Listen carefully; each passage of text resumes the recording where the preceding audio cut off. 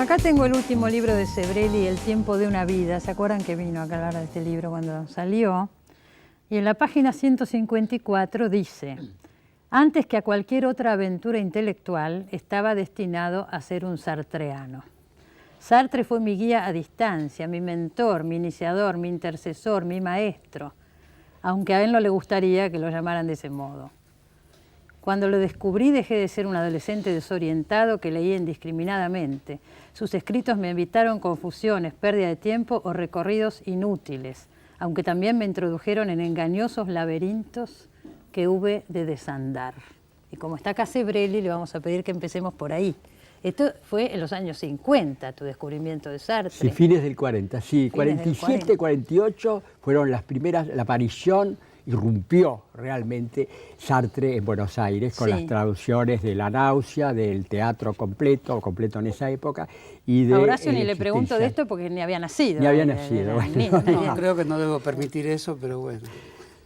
Lo dejo lucirse a Sebrelli. Bueno, yo digo cronológicamente, por eso arranqué. A ver. No, era el hombre justo en el momento justo. Tener 18 años, cuando aparece Sartre, era inevitablemente que uno se hiciera existencialista. ¿No? Estábamos en los últimos años de la escuela secundaria justamente con Oscar Mazzotta, con quien después compondríamos una especie de, junto con Carlos Correas, un trío existencialista. Yo creo que éramos los únicos 3 sartreanos que había en el país. Porque para el que no ha leído a Sartre, para el que no, ¿qué significa? ¿Qué significaba por lo menos en ese momento ser sartreano o ser existencialista? Bueno, hay dos.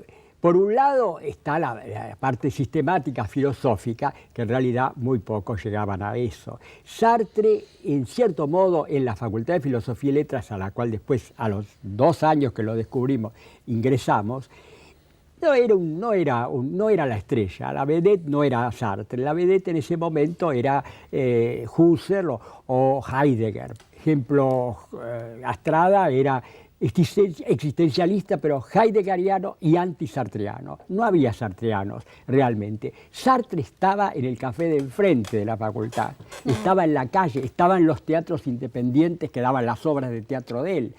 Estaba realmente en la calle. Ahora, yo lo veo hablar con ese entusiasmo. Esas polémicas hoy no las tenemos, ¿no? Esas cosas de que era heideggeriano pero no sartreano, y lo dice con un... ¿no? Digo... Bueno, hay otras polémicas, pero por otro lado el nombre de Heidegger sigue despertando polémicas. Eso no ha cesado la polémica sobre Heidegger. Ahora hay una novela de José Pablo Feynman muy interesante. Sartre es conmemorativo, ¿no? Nada más que conmemorativo. Lo recordamos como efemérides. Solamente como efemérides. Personalmente yo lo seguí leyendo. A mí me resulta una lectura fructífera, asombrosa, aún descubro cosas. Yo intenté leerlo filosóficamente, no sé qué quiere decir bien eso, pero, o sea... Bueno, leer El Ser y la Nada, por ejemplo. El Ser y la Nada lo sigo leyendo, porque yo lo compré cuando era un joven estudiante, quizás cuando tenía tu edad, pero algunos años después. Y lo compré en la edición de 3 volúmenes, traducida por Virasoro. Miguel Ángel, la que leí yo. Que es la que aún tengo. Y sigo, todavía me encanta el episodio del bar donde se produce la primera cita galante, donde él le toma la mano a ella y se producen todas las reflexiones en torno a la conciencia desdichada, a la conciencia inerte. La mirada, el capítulo de la mirada es extraordinario. Es extraordinario. Son más novelescos que filosóficos. Y el capítulo del tiempo, claro, de ahí salen sus obras de teatro, sus novelas. Sí. Pero su lenguaje era un lenguaje, aún hoy es un lenguaje donde el lector común tropieza porque es un lenguaje muy elaborado, ingenioso, inventado enteramente por él, recortado de Husserl, desde luego. No menos que el de Heidegger, que sin embargo hoy causa estragos, ¿no? Así que en ese sentido se puede. La era Sartre termina aproximadamente. Vamos a ver, ¿por qué causa hoy estragos? ¿A qué atribuís que hoy Bueno, sea por la Heidegger? Cuestión de las modas. Claro, París pero las modas tienen una razón de ser. Lanza modas filosóficas como de otro tipo también, que duran 10, 15 años. La moda Sartre empieza en la inmediata posguerra y llega, diríamos, hasta mediados del 60, donde empieza... Bueno, moda sería la palabra más frívola, la palabra que usarían los académicos sería paradigma. ¿No? Termina el paradigma sartreano, que es el paradigma basado en la conciencia, en la subjetividad, que abarca no solamente el existencialismo, sino abarca también la fenomenología y, en cierto modo, también la dialéctica hegeliana, que en esa época está también muy de moda. termina ese paradigma y empieza otro paradigma, donde la conciencia y los subjetivos, que eran las vedettes de los años 40 y 50, y incluso de los 30, antes aún, se convierte en la bestia negra. La conciencia y lo subjetivo es desechado, y en cambio el sujeto, y en cambio aparece la estructura. La nueva vedette es la estructura. Fines del 60, ahí entra el estructuralismo de Strauss, el postestructuralismo con Foucault, Derrida, Deleuze, Barthes, etc. E incluso el psicoanálisis lacaniano. Todos ellos, a pesar de las diferencias, se unifican porque son todos contra la conciencia, son todos inconscientes, y la inconsciencia está en todos ellos, es la vedette, la inconsciencia y la estructura. El sujeto es una especie de muñeco de la inconsciencia, está manejado por la estructura y por la inconsciencia. Vos decís en tu libro que la última lectura apasionada de Sartre que hiciste fue La crítica de la razón dialéctica, en el año 60, sí. Y a partir de entonces se fue apagando el interés. Sí, apagando el... Pero bueno, no porque te haya interesado el estructuralismo, tengo entendido que no.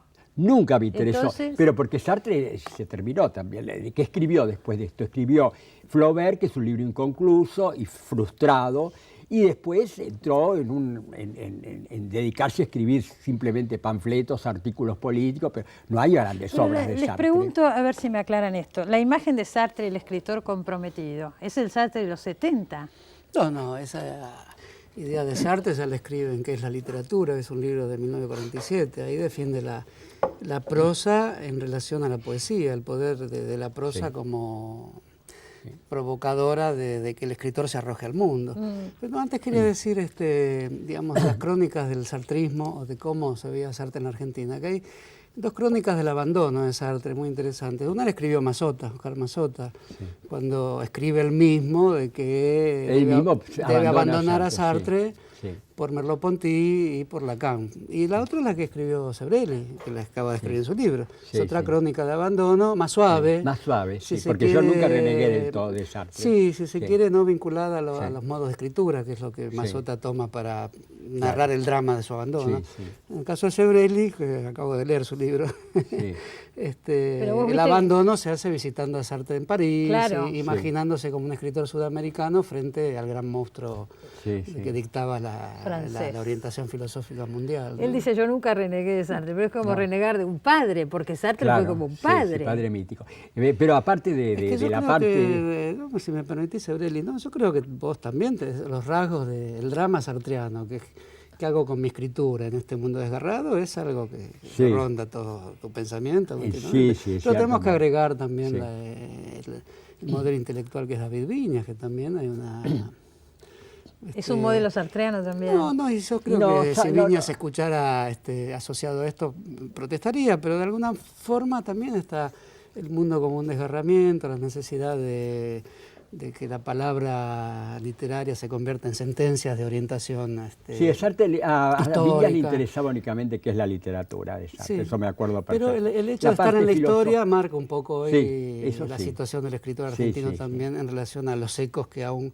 O la novela de Feynman última, que es una novela sartreana, bueno, Feynman que critica a Heidegger. Exactamente. Claro, es sartreano, sí. Él se reivindica como sartreano, sí, y vos, sí, en cierta manera también. También, sí, sí, sí. El Sartre, digamos, de la segunda época, el Sartre marxista, el existencialismo marxista, no el de tanto el de la primera época. Aunque crítico, sí su apoyo, aunque crítico al estalinismo, que duró unos años hasta la invasión de la Unión Soviética en Praga. Bueno, pero la crítica de la razón dialéctica sigue siendo un libro tan poderoso. Es un libro importantísimo. Tan poderoso que sí, Toni Negri en Imperio lo toma también. Todavía dialoga para criticarlo, pero todavía está bien. No, es importantísimo. Sí. Un poco mal escrito, porque él ya estaba un poco con ese asunto de la droga y el alcohol, está muy desprolijamente escrito, pero es un libro que tiene ideas importantísimas, ¿no? Yo lo sigo reivindicando. El análisis de la cola de ómnibus, del programa de radio, los grupos. Y los grupos, es una teoría de los grupos que no está en ningún otro lado en la época. Claro, un tema fundamental, que es la relación del individuo con el grupo, con la sociedad, cómo de individuos aislados se puede formar algo así como un grupo. Eso es un tema fundamental. No da respuestas adecuadas, pero nadie las ha dado, pero el solo hecho de formularse la pregunta y analizarlo ya es importantísimo. Por eso yo diría que los grandes síntomas de la lectura de Sartre hay que buscarlo en detrás de los textos de Foucault y buscarlos como ruinas. Quedan como ruinas detrás de los grandes la cara de Foucault. Sebrelli. Y yo creo que seguimos leyendo ruinas. Yo prefiero leer las ruinas de Sartre que lo que después fue, digamos, toda la gran saga, la gran novela estructuralista. Sí, eso desde y ya, yo diría sí. que los aspectos existencialistas que hay, dado la influencia de Heidegger también en Foucault, son muy relevantes. Y finalmente, hasta se podría decir, exagerando mucho, desde luego, que buena parte de la reivindicación que va a tener Foucault cuando los lectores de dentro de varias décadas lo lean, va a ser porque también se va a parecer más a Sartre que lo que hoy se piensa en relación a la secesión que sufrió la filosofía francesa. Yo creo que los lectores futuros los van a ver más juntos que lo que los leímos en los 80 y los 90. Tendré ¿no? que repensarlo, pero los otros no, por supuesto, Bueno. ¿no? Lévi-Strauss fue el primero que empieza, el primero que se atreve a atacar a Sartre con el pensamiento salvaje. Bueno, ¿no? esa polémica, vos decías Esa polémica que era polémica. famosa. Yo creo que es la más formidable polémica del siglo XX. Entre A ver. Levi-Strauss Es y importantísima Sartre. esa A ver. polémica. Pero ahí termina un Y paradigma eso y sobre empieza la otro. dialéctica, Sí. cómo pensar, cómo se piensa. pensar, ¿no? sí.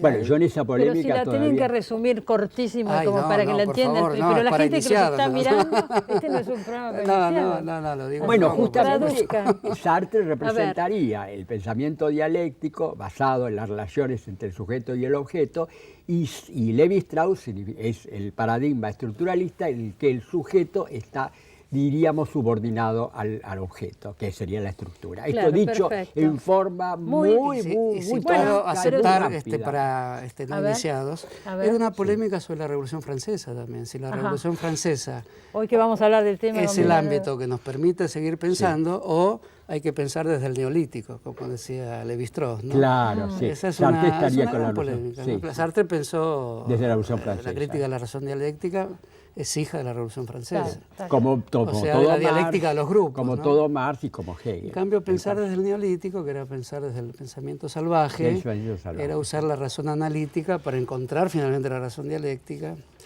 En relación a iniciados o no iniciados, también es un gran tema de Sartre, porque hizo una filosofía de una extrema sutileza y la volcó en obras de teatro. Hizo Claro, cine, o claro. intentó hacer cine con John Huston, la vida de Freud, hay un guión de, Sí, lo que pasa, de hay otros Sartre. que- Se hubiera sí, sentido cómodo en este programa, Sartre. Qué maravilla hubiera sido. Por supuesto Después que del sí. corte no lo tenemos a Sartre acá ni lo hemos tenido, pero vamos a ver No, un eso no pequeño cabe la menor video. duda, pero- No, claro, pero ¿qué vamos a Salvo hacer? que una mesa de 3 patas, convoquemos el espíritu. Hacer espiritismo los heterólogos. Vamos al corte y seguimos hablando otro bloque más de Jean-Paul Sartre. No se vayan. Acá tengo en la mano una biografía de Sartre de Annick Cohen-Solal. Es una importante, completa biografía. Me dice Sebrelli que es la principal biografía que hay sobre Sartre. Y la Embajada de Francia nos facilitó un material del programa Hoy en Francia, donde Annick Cohen-Solal, la biógrafa de Sartre, habla de Jean-Paul Sartre. Vamos a ver un pequeño fragmento y después seguimos charlando. Hay varias preguntas también que vamos a leer. Lo vemos. Sartre vivió los últimos años de su vida en este horrible edificio. Era el número 22 del Boulevard Edgar Quinet. Ya estaba ciego y la Torre Montparnasse la tenía siempre detrás. Por eso he intitulado un capítulo de mi libro A la sombra de la torre. Toda su vida Sartre cambió de casas y habitaciones de hotel, pero siempre tuvo espacios muy reducidos. El libro me tomó 4 años para escribirlo y otros 4 para promocionarlo en todo el mundo. Entre la iglesia Saint-Germain-des-Prés y la Torre Montparnasse se resumen 40 años de la vida de Jean-Paul Sartre. Et le boulevard Edgar Quinet, la tour Montparnasse, il y a résumé 40 ans de la vie de Sartre, dans le même axe. Et c'est là que je suis, c'est là mon bureau. Enfin, c'est quand même dingue, non, vous trouvez pas?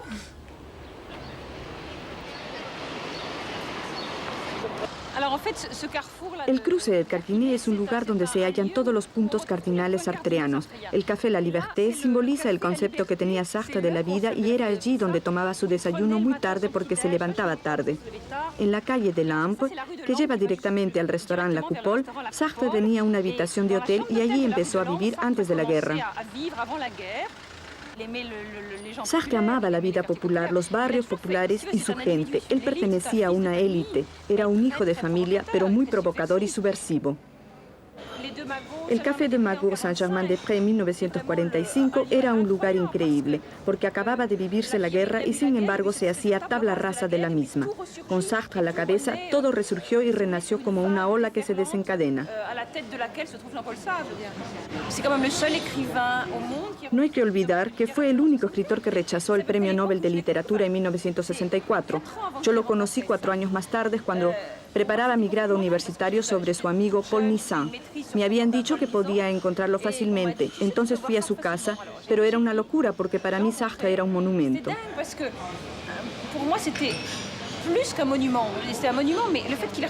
Haber rechazado el Nobel lo volvió más fuerte que si lo hubiera aceptado. Cuando entré, vi a un hombrecito muy tímido y nervioso. Estaba más intimidado que yo, pero empezó a preguntarme quién era, de dónde venía, qué quería hacer más tarde.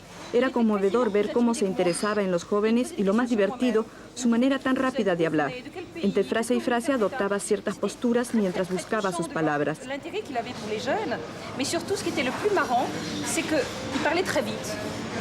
Et que entre ces phrases, il y avait des pauses au moment où il cherchait ses mots.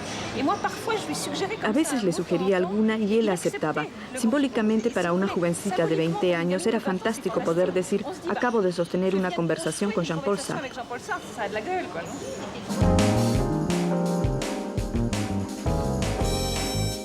Bueno, ahí se ve esa cosa del mito, ¿no?, que decía Sebrelli. Además, como que modos de vida. Claro, a mí también. tal vez te diría que era un modelo como personaje, Claro. como el intelectual libre, al margen de las academias, Sí. de los partidos. Y eso me sigue, bueno, yo sigo siendo un outsider en ese sentido. Y Sartre murió como un outsider, indudablemente, a pesar del premio Nobel y demás. Patricia de Boedo felicita al programa por la buena elección de los temas. Laura de Caballito, es un placer escucharlos, pero es difícil seguirlos por el lenguaje que utilizan. No, por favor, Laura de Caballito. No. A ver, la va a retar. No, está bien. No. Sí, sí.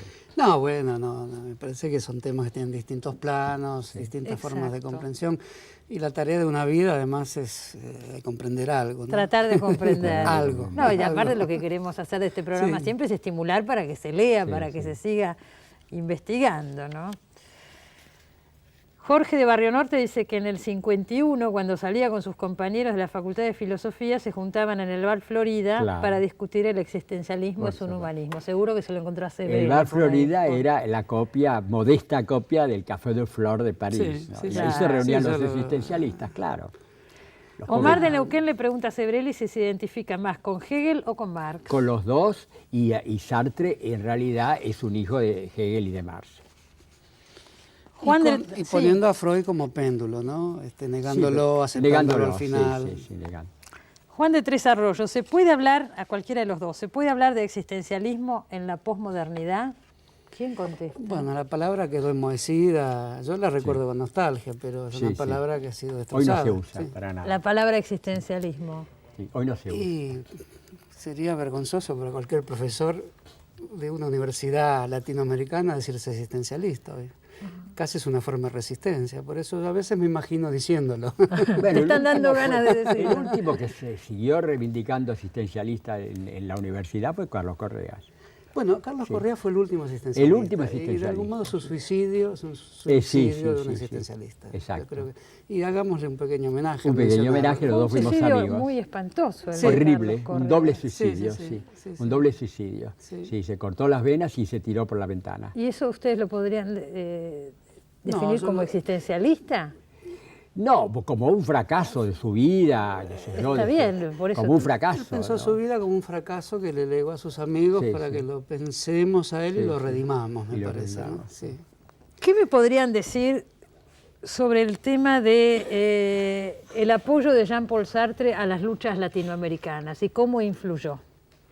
Bueno, él escribió Huracán sobre el azúcar apoyando el proceso cubano. En Y los después años se 60, arrepintió. ¿no? Sí. A partir del proceso Padilla, él fue muy crítico respecto escribió Revolución además, cubana. denunció los campos de concentración para homosexuales en Cuba, y bueno, y a partir del caso Padilla se Pero eso apartó fue por completo. posteriormente. Eso fue posteriormente. Bueno, sin dejar sí. nunca de tener una visión muy amistosa y aunque sin duda Sí. con toda la crítica que él era capaz de, sobre todo en sus últimos tiempos, pero me da la impresión de que Sartre nunca abandonó su fuerte comprensión y adhesión a sí, los pero en grandes los últimos procesos de tiempos ya transformación, ¿no? casi nada. Su última actuación política fue junto a Raymond Aron a favor de los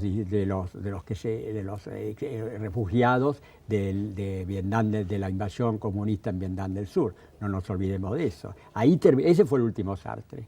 Ese fue el último Sartre. Sebrelli, ¿por qué le das ese énfasis, no? Lo recordás de ese modo. Porque ¿no? yo prefiero eso prefiero al estalinismo. Ese último Sartre también tiene más dimensiones, ¿no? Tiene más dimensiones, era muy confuso. A Sartre dentro de un debate pero ese fue el último acto político que hizo, fue ese, junto con su amigo de la infancia y enemigo del otro. Quizás sea así, pero lo pones dentro de un énfasis que, digamos, es el Horacio empeño tuyo de otras colocar cosas. una discusión política de una actualidad que desde el punto de vista de aquel Sartre no correspondería. No, porque hay que tomar todo, pero hemos hablado de todas las distintas. No, pero no hablamos, por ejemplo, leía en página 12, dedicó un suplemento al tema Sartre hace poco y recordaba el prólogo a la obra de Frantz Fanon, Los condenados de la tierra. Hay una frase que dice: matar a un europeo es suprimir a un opresor y a un oprimido. Quedan un hombre muerto Justo y hacer un las hombre preguntas más libre. incómodas. Para mí la psicoanalítica me parece lo peor que ha escrito Sartre en su vida. Está predicando el genocidio de los hombres blancos. Estamos tratando de ver en 15 minutos todos.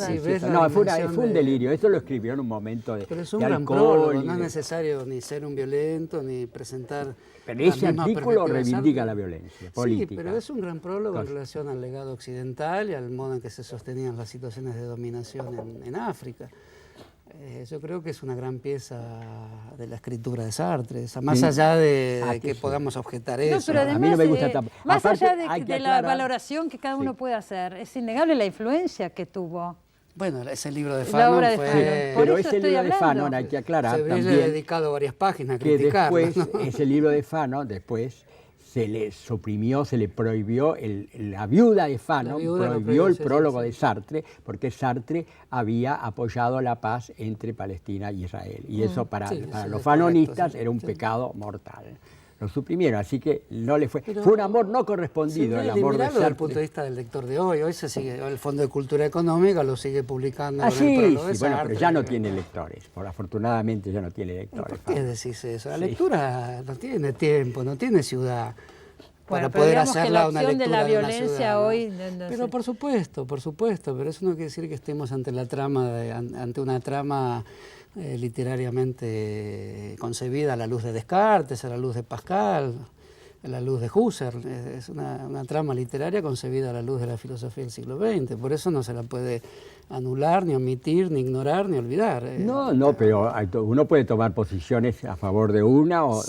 Yo tomo posiciones a favor de un Sartre y en contra de otro. Pero el Sartre contra el que yo estoy es un Sartre de artículos, de prólogos, nada más. Las grandes obras siguen siendo totalmente reivindicables, porque él no escribió una gran obra comparable al Saint-Genet sobre Fanon, escribió tres páginas. Saint-Genet es una obra magnífica. Y bueno, entonces ahí, claro que ese es el gran Sartre. En fin, vos te estás... Pero el Sartre que nos estamos refiriendo fue un Sartre que tuvo una gran influencia en Latinoamérica. Tuvo influencia política. Saint-Genet, Mazota, en Sebrelli, en todos los No, eso está también, obvio, pero eso no lo discute nadie. El de Fanon sí tuvo gran influencia política, pero ¿qué va a quedar de esa época de Sartre? Como textos no queda nada. Bueno, son pero por lo menos panfletos. Vigencia tiene si sirvió para esta pequeña discusión acá, que obviamente podríamos seguirle un rato largo. Una discusión que no sé si mucho del público actual se recuerda, a Sartre sí, pero se recuerda todos estos nombres que estamos lanzando. Pero la idea de la vida intelectual como comediante y mártir es una gran idea que tiene una absoluta vigencia. Sí. No, desde ya, sí. Señores, me tengo que ir al corte. Muchísimas gracias por haber venido. Algo hablamos de Jean-Paul Sartre, la idea es que a partir de acá ustedes lo lean. Si me dicen rapidito un título para recomendar de Sartre, ¿cuál? Uno. La náusea. Sí, también, pero las palabras, tenés que su autobiografía. Por suerte todavía se consiguen los libros de Sartre. Me voy al corte, después del corte otro tema fundamental que es la educación. Ya volvemos.